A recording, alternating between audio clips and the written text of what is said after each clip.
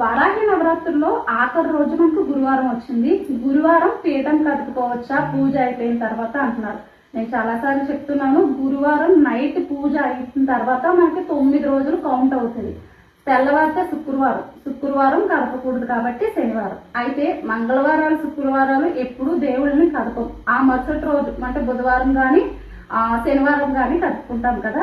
అలాగైతే ఇప్పుడు మనకి గురువారంతో 9 రోజులు కంప్లీట్ అయిపోతాయి. మనం చేయాలనుకున్న నవరాత్రులు అయితే కనుక కంప్లీట్ అయిపోయినాయి.